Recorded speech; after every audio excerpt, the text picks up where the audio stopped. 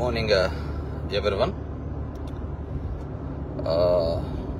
First of YS Jaganmohan Reddy గారికి పుట్టినరోజు శుభాకాంక్షలు.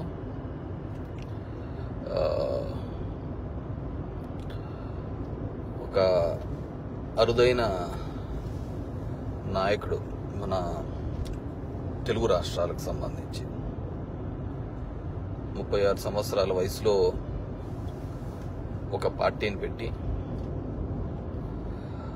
ఆ పార్టీ పెట్టిన తర్వాత అప్పుడు కాంగ్రెస్ పార్టీ ఇబ్బంది పెట్టినప్పటికీ జైలులో వేయించి ఆస్తులు అటాచ్ చేసి అయినా కానీ తిరిగి వెనక్కి బౌన్స్ బ్యాక్ అయ్యి 2 సీట్లతో మొదలైన ప్రస్థానం 151 సీట్ల వరకు సింగిల్ హ్యాండెడ్గా గెలిపించుకున్న నాయకుడు మన రాష్ట్ర చరిత్రలోనే ఎవరు ఉండరు.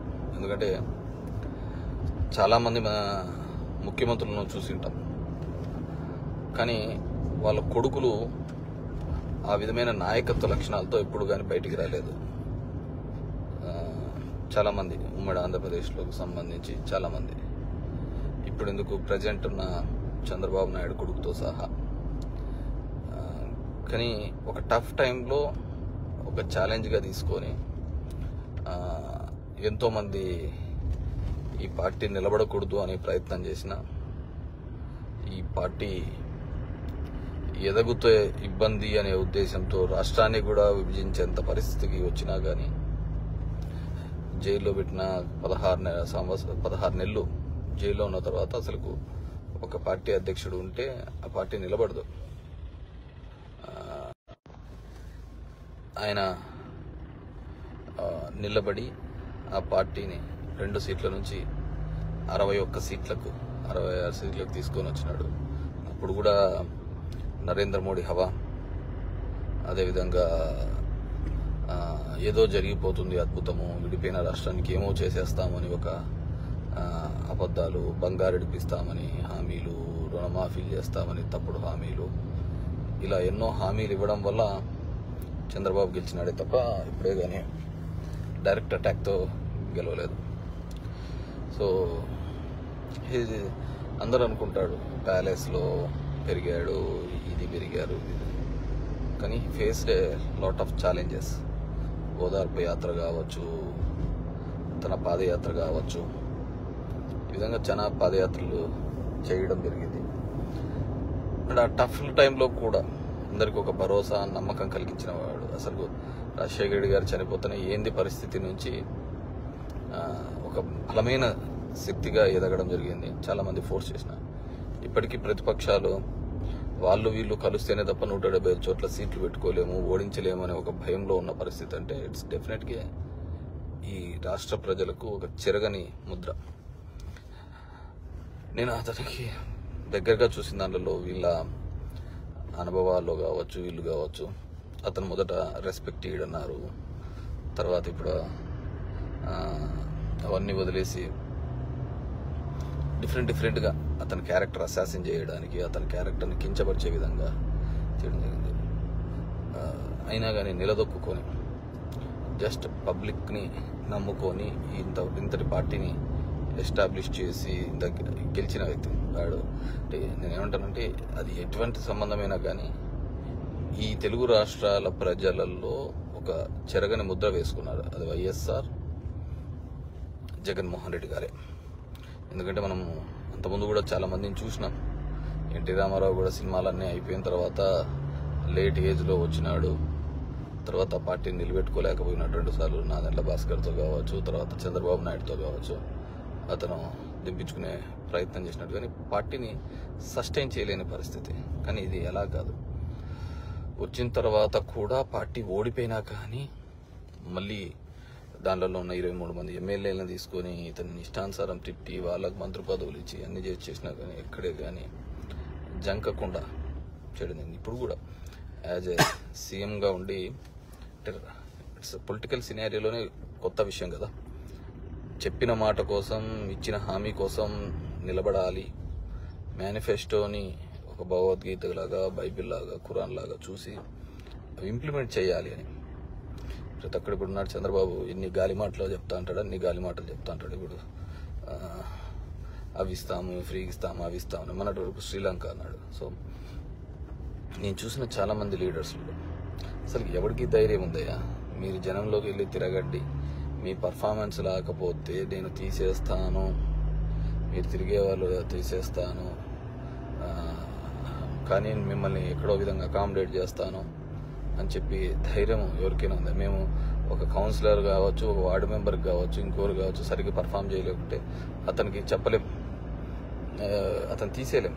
అతనితో సరి చేసుకొని ఏదో ఎలక్షన్లు నడిపిద్దాంలే అనుకుంటామే తప్ప అతను తీసేసే చేయలేం. ఎందుకు అతను ఏ విధమైన ఇంపాక్ట్ చూపిస్తాడో తెలియదు. కాబట్టి అలాంటిది ఒక ఎమ్మెల్యే స్థాయిలో ఉన్న వాళ్ళు, నియోజకవర్గం ప్రభావితం చేస్తారనుకున్న వాళ్ళని కూడా ఏం చేశాను, just he believes that I did good, నేను మంచి చేశాను public will be with me అని కేవలం ఒక ఆ నమ్మకమే మేబీ డ్రైవ్ చేస్తున్నాను. అలాంటి డెసిషన్స్ తీసుకోవాలన్నా I should be bold enough. అలాంటి వాళ్ళు చాలా బోల్డ్ ఇనఫ్ ఉండాలన్నమాట. అండ్ నాన్ కాంప్రమైజింగ్ మోడ్ నేను ఎప్పుడు ప్రస్తావిస్తున్నాను. రోజుకు ఒక పార్టీతో పొత్తు, రోజుకు ఒక మాట మీద ఉంటే ఖచ్చితంగా జనాలు అప్పుడు ఎలా ఇప్పుడు ఎలా అని కంపేర్ చేస్తూ పోతూ ఉంటారు. సో ఆ విధంగా కాకుండా ఏ మాట మీద కట్టుబడి ఉన్నాడో ఆ మాట కోసం నిలబడి, ఆ ప్రజల కోసం నిలబడి, ఆ ప్రాంతం కోసం నిలబడే వ్యక్తి. ఎందుకంటే మేము చూసాం మోడీ గారు భీమవరంకి ఎక్కడికి వచ్చినప్పుడు అసలు మోడీ ముందని పబ్లిక్ స్పీచ్లోనే చెప్పినాడు, ఏమని, నాకు there is no other interest than the state, నాకు కావాల్సింది ఇది అని. సో ఎవరు చెప్తారు? చంద్రబాబు అయితే ఆ విధంగా చెప్పేవాడా? లేకుంటే ఇంకోవాడు చెప్పారు? అసలు రాష్ట్ర విభజన జరిగేటప్పుడు కూడా ఒక నిర్ణయం తీసుకోవా చంద్రబాబు అంటే, ఏదైనా కావచ్చు, మంచి కావచ్చు, చెడు కావచ్చు, ఆయన తీసుకున్న నిర్ణయం నా 2 కళ్ళ సిద్ధాంతం 2 ప్రాంతాలు కావాలని ఒక డెసిషన్ మేకింగ్ అనేది లేదనమాట. అదేవిధంగా ఫస్ట్ టైం సీఎం అయిన తర్వాత మోడీని కలిసి వచ్చి ఒక ప్రెస్ మీట్ పెట్టినది కదా, ఓన్లీ వన్, ప్రత్యేక హోదా అనే దానికి మన ఎంపీ సీట్లు మనతో అవసరం లేకుండా ఉంది, అవసరము కాబట్టి వాళ్ళు ఆ విధంగా ఉన్నారు, అవసరం మన సీట్లతో అవసరం వచ్చిన రోజు డెఫినెట్గా అది ప్రత్యేక హోదా అని ఒక లైవ్ లేక్ తీసుకొని వస్తామని చెప్పి చెప్పడం జరిగింది అనమాట. So that's where the leader stands, telling the facts to the public అనమాట. సో ఒక 36 yearsలో పార్టీ పెట్టి ఆ పార్టీని ఇంత ముందుకు తీసుకొని పోతూ ఆయన తీసుకున్న డెసిషన్స్ టఫ్గా ఉంటాయి. అదేవిధంగా పబ్లిక్కి ఏ విధంగా మంచి చేయాలి, వాళ్ళ లివింగ్ స్టాండర్డ్స్ పెంచాలి అని చెప్పేసి. ఎందుకంటే ఏది చేసినా తనని ఫాలో కావాల్సిందే. ఈరోజు మేము ఆయన పెట్టిన పథకాలే చంద్రబాబు ఇంకా మాడిఫై చేసి చెప్తున్నాడు తప్ప తన అనుభవంతో వచ్చినది, తను 14 సంవత్సరాలు ముఖ్యమంత్రిగా 40 సంవత్సరాల అనుభవంలో ఉండేది ఎక్కడ చెప్పటంలో, కేవలం జగన్మోహన్ రెడ్డి పథకాలే కాపీ కొట్టి చెప్తున్న సందర్భం చూసినాం. సో అతనికి ఆ విషయం many more happy returns of the day. And తన లైఫ్ స్టైల్లో కూడా ఇంకా ఒక 30 సంవత్సరాల పైగా యాక్టివ్గా పాలిటిక్స్లో ఉంటాడని అనుకుంటాను. ఎందుకంటే ద హెల్త్ కాన్షియస్ కావచ్చు, ద డైట్ కాన్షియస్ కావచ్చు, ఆ విధంగా ఏ లీడర్ని ఉండడం, ఫిట్నెస్ కావచ్చు, ఏ లీడర్ని చూసిన. సో ఇంకొక 30 సంవత్సరాలకు ఒక చెరగని ముద్రగా ఈ తెలుగు రాష్ట్రాల్లో ఆయన ఉంటాడని చెప్పేసి సమ్ మే ఫీల్ తన ఆలోచన విధంగా తన టఫ్గా ఉండడం వల్ల కొంతమందికి బాధ అనిపించవచ్చు కావచ్చు. ఒకటి మనం అర్థం చేసుకోవాల్సింది ఏంటంటే, ఈ రాష్ట్రానికి సంబంధించి ఫస్ట్ అసలు సీఎం అయితేనే కోవిడ్ లాంటి ఒక విపత్కరమైన పరిస్థితి వస్తే హీ ఫేస్డ్ ఇట్ అండ్ సక్సెస్ఫుల్గా మేనేజ్ చేయగలిగినాడు. దాని తర్వాత ఎన్నో లీగల్ హర్డల్స్ వచ్చినా కానీ వాటిని మేనేజ్ చేసినాడు. ఎవ్రీథింగ్ తను ఛాలెంజ్ చేసి తీసుకున్న సందర్భం. అంటే మినీ సిస్టంలో ఉన్న ల్యాప్సెస్ మీద ఫైట్ చేసిన వాళ్ళలో ఈజ్ ద వన్ అనుకోవచ్చు. వన్ థింగ్ ఈజ్ మీడియా అనేది మొత్తం అందరినీ శాసిస్తున్న టైంలో, వాళ్ళు చెప్పినదే వేదం అని చెప్పి శాసిస్తున్న టైంలో సాక్షి అనే పత్రిక పెట్టి, సో ఈనాడు జ్యోతి చెప్పినది కాదు, అది కాదురా నిజం, ఇది నిజం అని చెప్పేసి చూపించే పని చేసినాడు సాక్షి పేపర్ ద్వారా.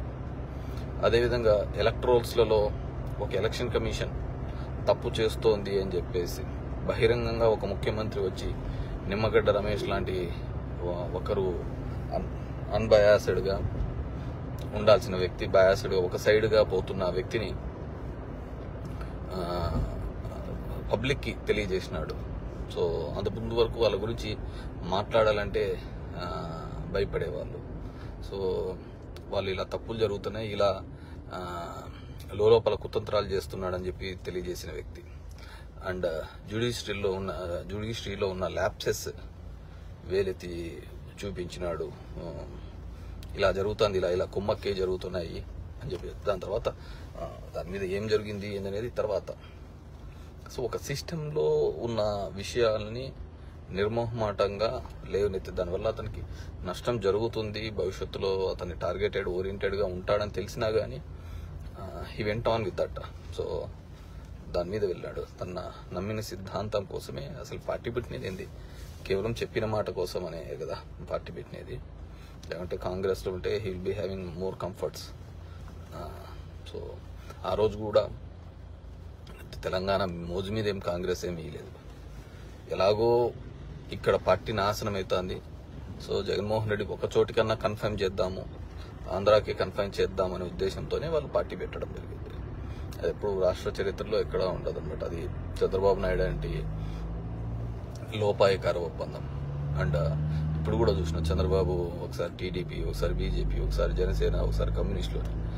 కానీ హీఈస్ ద వన్ జగన్మోహన్ రెడ్డిలో అప్రిషియేట్ చేయాల్సింది. ఎప్పుడు పొత్తులతో పోలే.